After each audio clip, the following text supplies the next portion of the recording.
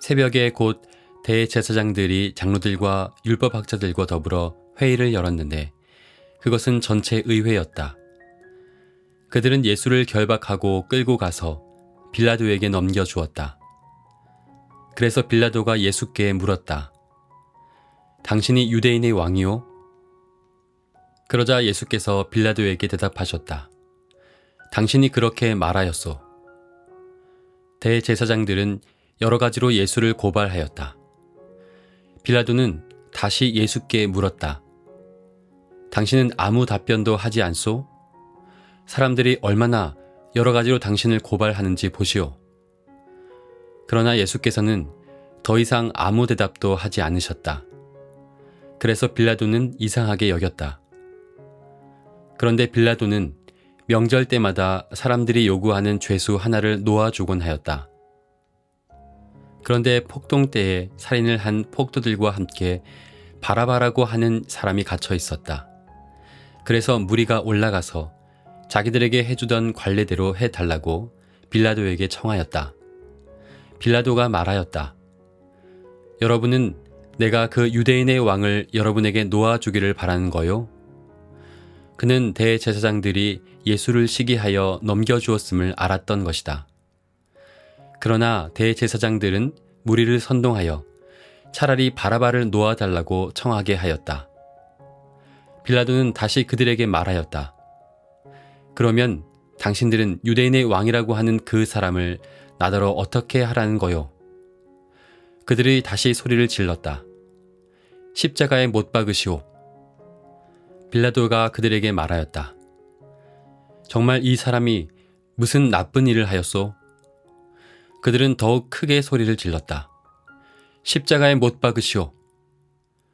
그리하여 빌라도는 무리를 만족시켜 주려고 바라바는 놓아주고 예수는 채찍질한 다음에 십자가에 처형당하게 넘겨주었다. 마가복음 15장 1절부터 15절 말씀. 산헤드린 공의회가 예수의 사형을 결의했지만 사형의 선고는 로마의 총독이었던 이방인 빌라도에 의해 결정될 수밖에 없었습니다. 대제사장들과 백성의 장로들은 예수의 사형 선고를 쉽게 얻어내기 위해 죄목으로 붙인 것은 유대인의 왕이었습니다. 산헤드린 공의회에서는 신성모독이라는 죄목으로 예수의 죄를 물었지만 유대인들의 종교적 죄목으로는 로마 총독이었던 빌라도에게서 사형을 선고받을 수 없었습니다. 그래서 정치적 반역에 해당하는 유대인의 왕이라는 죄목으로 예수를 고발한 것입니다. 예수를 고발한 자들은 예수가 유대인의 왕이라고 스스로 자처하여 유대인들을 오도하고 로마의 지배를 인정하지 않는 사람이라고 고발했습니다. 그러니 그들의 증언에 따르자면 예수는 마땅히 사형에 처해야 할 인물이었습니다. 예수님을 재판하던 빌라도는 고발인들의 증언을 듣고서 예수께 그들의 고발이 사실인지를 물었습니다. 당신이 유대인의 왕이요?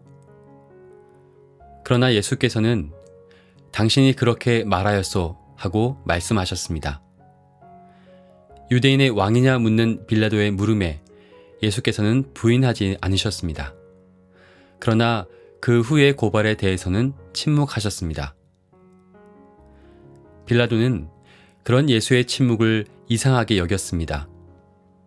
여기에서 이상히 여겼다는 표현은 별 이상한 사람이 다 있네 라는 의미라기보다 어떤 종교적 경이로움을 의미한다고 합니다. 예수님에게서 비상한 느낌을 받은 것입니다. 그가 지금까지 상대한 사람에게서 느끼지 못했던 것이겠죠. 빌라도에게 예수님의 침묵은 그만큼 놀라웠다는 의미입니다. 예수님의 침묵은 로마의 철학과 문화에 익숙한 사람에게는 낯선 모습이었을 것입니다. 당대의 철학자들은 모두 수사학을 중요하게 여겼고 웅변과 연설을 통해 자신의 생각을 드러내는 것을 능력이라고 생각했습니다. 그러니 그런 문화에 익숙한 빌라도가 보기에 예수님의 모습은 기이했던 것입니다.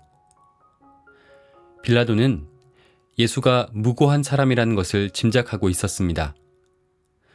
유대 지도자들이 성전 체제에 대해 비판하는 예수의 영향력이 더 이상 확대되지 못하게 하기 위해서 공권력을 빌려 예수를 제거하려 한다는 사실을 이미 간파했습니다. 그런데도 자신을 변호하는 그 어떤 말도 하지 않는 예수님의 침묵과 그 속에서도 고요함을 잃지 않는 예수님에게 무엇인지 모를 경외감을 느꼈을 것입니다. 예수의 죽음에 연루되고 싶지 않았던 빌라도는 명절 때마다 사람들이 요구하는 죄수 한 사람을 놓아주는 관례에 따라 예수를 놓아주기를 원하는지 군중들에게 물었습니다. 그러나 대제사장들이 무리를 선동하여 차라리 바라바를 놓아주기를 외치게 했습니다. 빌라도는 예수 판결의 책임을 덜어내고자 다시 한번 묻습니다. 그러면 당신들은 유대인의 왕이라고 하는 그 사람을 나더러 어떻게 하라는 거요? 그러자 군중들이 외쳤습니다. 십자가에 못 박으시오. 그런 군중들의 반응을 보면서 빌라도는 정치적 실익을 계산했을 것입니다. 로마의 총독 입장에서는 유대 지도자들과 그 군중들의 요구를 외면하고 거부하는 일은 아무 실익이 없었습니다. 결국 빌라도는 예수를 유대인들에게 넘겨주고 맙니다. 군중들이 요구하는 대로 바라바는 놓아주고 예수를 채찍질한 뒤에 십자가에 처형하도록 넘겨주었습니다. 고난의 길을 가시는 동안 예수께서는 침묵하셨습니다.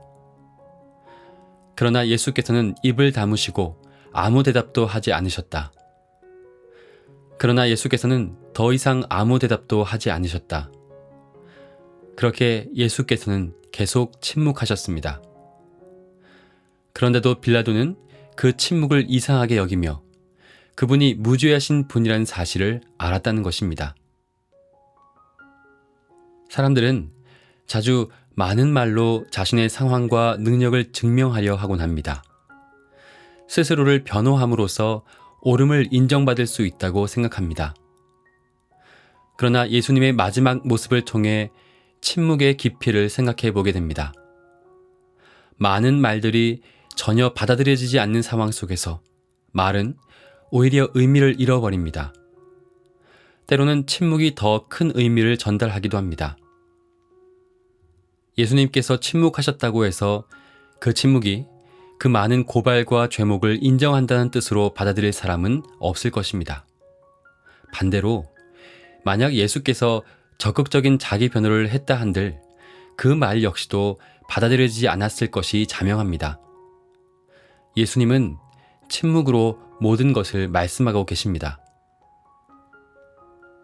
사순절 39째 날 성금요일을 보내며 예수님께서 보이신 침묵을 생각하고 침묵함으로 주님을 닮는 하루로 살아보시기를 바랍니다. 침묵함으로 들려오는 주님의 세미한 음성에 귀를 열고 나의 침묵을 통해 타인의 음성에 귀를 기울이는 하루가 되시기 바랍니다. 주님, 성금요일 주님의 침묵에 귀를 기울여 봅니다. 우리에게 말씀하시고 우리로 듣게 하옵소서. 오늘 하루 많은 말로 채우기보다 예수님의 마음으로 채우게 하옵소서. 아멘.